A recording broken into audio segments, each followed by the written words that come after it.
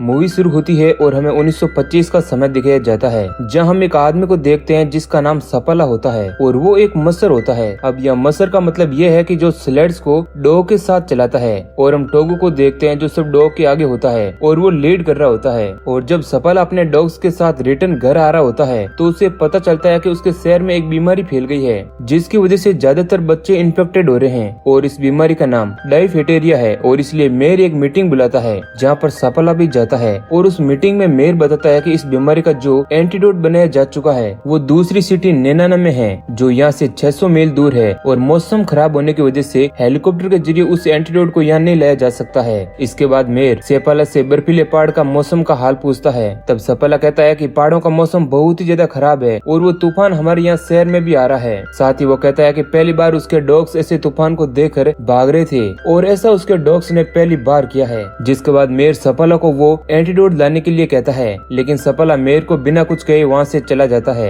इसके बाद सपाला को वहाँ पर एक डॉक्टर मिलता है, जिसके बाद सपाला उस डॉक्टर को लिफ्ट देकर हॉस्पिटल तक पहुँचाता है, जहाँ हॉस्पिटल के अंदर सपाला देखता है कि वहाँ पर बहुत सारे बच्चे बीमार है और उनकी हालत बहुत ही ज्यादा खराब हो गई है। इसके बाद सपाला अपने घर आता है और अपनी वाइफ से मिलता है, जिसका नाम कोस्ट है। सपाला कोस्ट से कहता है कि वो उन बच्चों को बचाने के लिए 600 मील का सफर करना चाहता है, लेकिन कोस्ट जो है उसे ऐसा करने से मना करती है, क्योंकि इस बार का मौसम बहुत ही ज्यादा खराब है, जिस वजह से उसकी जान भी जा सकती है। और रात के वक्त सपाला कोस्ट से कहता है कि वो टोगो को भी साथ लेकर जाना चाहता है, लेकिन कोस्ट कहती है कि तुमने तो कहा था कि टोगो 150 मील तक का ही सफर नहीं तय कर सकता है, और ऐसे खराब मौसम में वो 600 मील का सफर कैसे तय कर पाएगा, इस वजह से उसकी जान भी जा सकती है। लेकिन सपाला कहता है कि वह टोगो के बिना इस मुश्किल सफर को तय नहीं कर सकता है। जिसके बाद सपाला कोस्ट को अलविदा कहकर वहाँ से चला जाता है, और जब वो अपने सफर पर आगे बढ़ता है तो वह देखता है कि तूफान अब बहुत ही स्पीड से शहर की तरफ आ रहा है। इसके बाद हम 12 साल पहले का समय देखते हैं, और कोस्ट जो है एक डॉग को एडॉप्ट करती है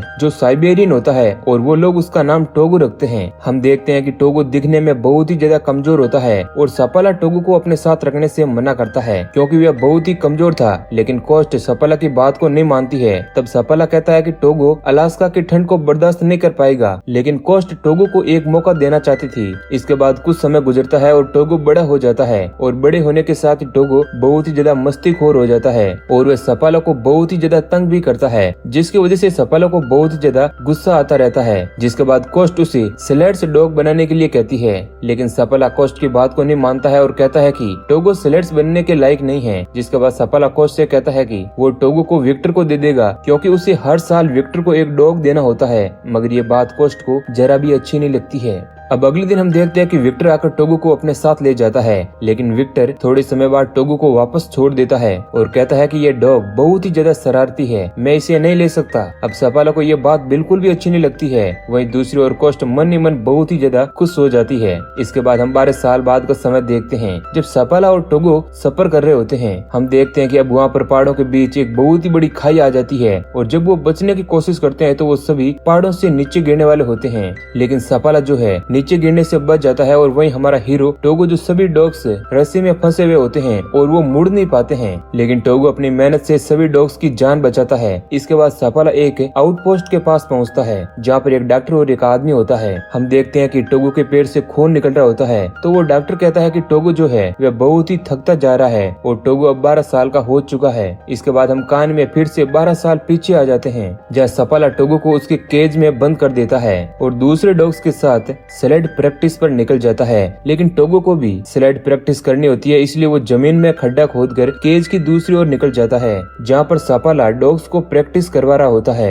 अब टोगो भी वहाँ पर पहुँच जाता है और सभी डॉग्स को तंग करने लगता है, और वो साथ ही साथ सपाला को भी पानी के अंदर गिरा देता है। जिसके बाद सपाला गुस्सा होकर टोगो को एक दूसरे घर में बंद करके फिर से स्लेड्स की प्रैक्टिस के लिए निकल जाता है। लेकिन टोगो इतना होशियार होता है कि वो उस रूम से निकलकर फिर से वहाँ से भाग जाता है। इसके बाद हम 12 साल के बाद का समय देखते हैं, जहाँ पर सपाला अपने डॉग्स के साथ एक बड़ी झील से गुजरा होता है, और हम देखते हैं कि टोगो बहुत ही ज्यादा अब थक चुका है, लेकिन फिर भी वो अपनी मेहनत से सपाला और सभी डॉग्स को सही सलामत एक सेफ जगह पर लेकर आ जाता है। इसके बाद हम फिर से एक आउटपोस्ट को देखते हैं, और हम वहाँ पर एक डॉक्टर को भी देखते हैं जो बहुत ही परेशान हाल में बैठा हुआ होता है, क्योंकि सभी बच्चे अब बहुत ही ज्यादा बीमार होते जा रहे थे। इसके बाद हम फिर से 12 साल पहले का समय देखते हैं, जहाँ पर सपाला इतना गुस्सा हो जाता है कि वो टोगो को एक लेडी के वहाँ लेकर चला जाता है, है और टोगो को उस लेडी को सौंप देता है, क्योंकि उस लेडी को ऑलरेडी घर के अंदर रहने की आदत होती है। लेकिन टोगो उस लेडी के घर की खिड़की को तोड़कर एक बार फिर से वहाँ से भाग जाता है और वो भागता हुआ सपाला के पास आ जाता है, जहाँ पर वो प्रैक्टिस कर रहा होता है। अब ये देखकर सपाला को फिर से अच्छा नहीं लगता है। इसके बाद वो देखता है कि उसका डॉग जो है वह जख्मी हो गया है, इसलिए वो इस जगह पर टोगो को स्लेड्स के लिए रख देता है। और जब टोगो बाकी साथियों के साथ भाग रहा होता है तो वो बहुत ही तेज भाग रहा होता है, इसलिए सपाला टोगो को सबसे आगे बांध देता है और वो देखता है कि उसकी स्पीड बिल्कुल भी कम नहीं हो रही है। ये देख वो बहुत ही ज्यादा खुश हो जाता है और जब वो घर आता है तो कोस्ट टोगो को स्लेड्स के साथ देखकर बहुत ही ज्यादा खुश हो जाती है और सपाला अपनी खुशी जाहिर करते हुए कहता है कि ये डॉग जो है अब से इन सभी डॉग्स को लीड करेगा। और अब सपाला भी टोगो से प्यार करने लगता है। इसके बाद हम 12 साल बाद का समय देखते हैं, जहाँ पर कोस्ट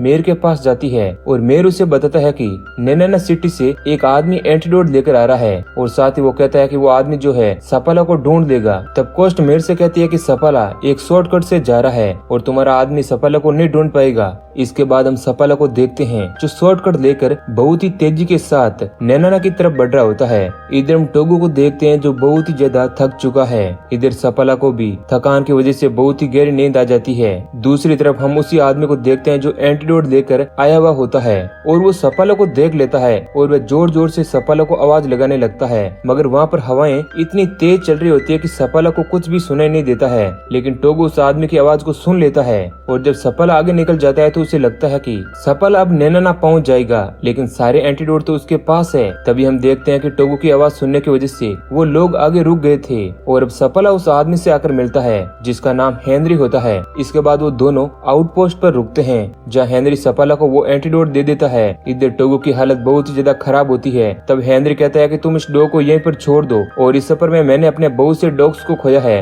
लेकिन सपाला हेनरी की बात को नहीं मानता है और वो टोगो को अपने साथ लेकर जाना चाहता है। इसके बाद सपाला उस दवाई को लेकर घर वापसी के लिए निकलता है, लेकिन उसके सामने फिर से वही बर्फीली झील आ जाती है और वो उसे पार करने लगता है। तभी हम 10 साल पहले का समय देखते हैं, जहाँ पर डॉग्स स्लेड्स की जितनी भी चैंपियनशिप होती है उसमें सपाला टोगो की वजह से ही विनर बनता है। और फिर हम उस बर्फीली झील वाले सीन में आते हैं और हम देखते हैं कि वो झील टूटकर बिखर गई है। इस वजह से वो लोग आगे नहीं बढ़ सकते हैं, जिसके बाद सपाला दूसरे रास्ते से जाने का तय करता है और हम देखते हैं कि वह झील हर जगह से टूट गई है और वहाँ से बचकर निकलना बहुत ही ज्यादा मुश्किल होता है। लेकिन फिर भी वो लोग आगे बढ़ते हैं और उस टूटी हुई झील पर से गुजरते हैं और बड़ी ही मुश्किलों से जैसे तैसे वे गुजरते हुए वो सभी एक चट्टान के पास आ जाते हैं और देखते हैं कि वह झील जो है उस चट्टान से दूर हो गई है। इसलिए सपाला टोगो को रस्सी से बांध के चट्टान के ऊपर भेजता है और टोगो बहुत ही कमजोर और थका हुआ होने के बावजूद भी उस रस्सी को खींचता है और सभी डॉग्स और सपाला की जान बचा लेता है और सबको वापस से जमीन पर ले आता है।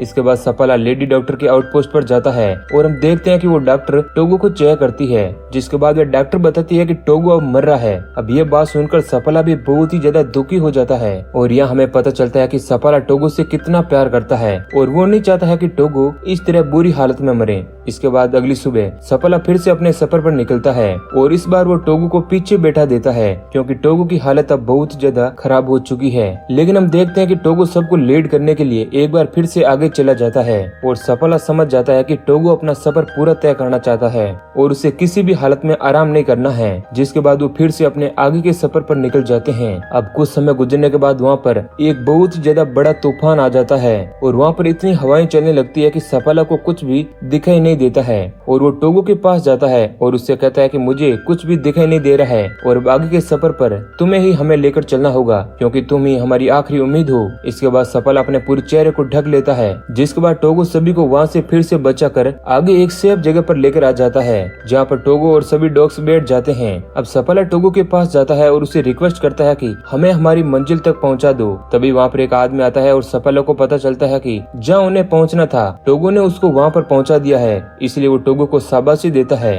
इसके बाद सपाला आउटपोस्ट में बैठता है। वहाँ पर एक और मसर होता है जिसे मेयर ने भेजा था, ताकि अगर सपाला उस आउटपोस्ट पर पहुँचे तो वह मसर सपाला के पास से एंटीडोट लेकर शहर आ सके और वो एंटीडोट उस डॉक्टर को दे सके। इसके बाद वो मसर वहाँ से शहर जाने के लिए निकल जाता है। वहीं दूसरी ओर एक रिपोर्टर उस मसर का इंतजार कर रहा होता है, क्योंकि ये न्यूज न्यूयॉर्क तक पहुँच गई थी कि एक मसर 600 मील का सफर तय करके बीमारी का इलाज लेने के लिए जा रहा है और वो गलती से इस आदमी को मसर मसर समझ बैठता है, जिसके बाद वो सफला और लीडर टोगो की जगह उस आदमी और डॉग का नाम लिख देता है। इधर हम देखते हैं कि उस दवाई की वजह से सभी बच्चे ठीक हो जाते हैं और हम टोगो को देखते हैं जिसका एक पैर चोटिल हो गया होता है। और फिर सफला और टोगो अपने शहर वापस आ जाते हैं और बहुत सारे लोग सफला और टोगो का शुक्रिया अदा करने के लिए आते हैं। और एक आदमी अपनी बेटी के साथ आया हुआ होता है। जहाँ वो बच्ची पूछती है कि क्या टोगो मरने वाला है, तब सफला वहाँ से नाराज होकर चला जाता है और कोस्ट भी वहाँ से चली आती है। जहाँ सफला उससे कहता है कि आज टोगो जिस भी हालत में है उसका जिम्मेदार मैं हूँ। जिसके बाद कोस्ट कहती है कि तुम जानते हो कि ये काम टोगो के बिना कोई नहीं कर सकता है। अब कुछ वक्त के बाद सफला शरीर प्रैक्टिस के लिए निकलता है, तब टोगो भी उसके पीछे आ जाता है और सफला समझ जाता है कि टोगो उससे अब बहुत प्यार करने लगा है। इसके बाद कुछ साल गुजरते हैं और हम देखते हैं कि टोगो के बहुत सारे बच्चे पैदा हुए हैं और बहुत ही दूर दूर से बहुत सारे मसर टोगो के बच्चों को खरीदने के लिए आ रहे हैं। और टोगो के बच्चों को एक ही नाम दिया गया था और वो था सफला साइबेरियन। इसके बाद हम देखते हैं कि सन 1929 में टोगो की मौत हुई थी और इसके बाद भी सफला अपने डॉग्स को प्रैक्टिस करवाता था और टोगो भी पूरे अलास्का के अंदर फेमस हो गया था। और इसी के साथ ये बेहतरीन मूवी एंड हो जाती है। तो दोस्तों, अगर ये कहानी आपको पसंद आई है तो वीडियो को लाइक जरूर करें। ऐसे ही और इंटरेस्टिंग वीडियो पाने के लिए हमारे चैनल को सब्सक्राइब करें। धन्यवाद।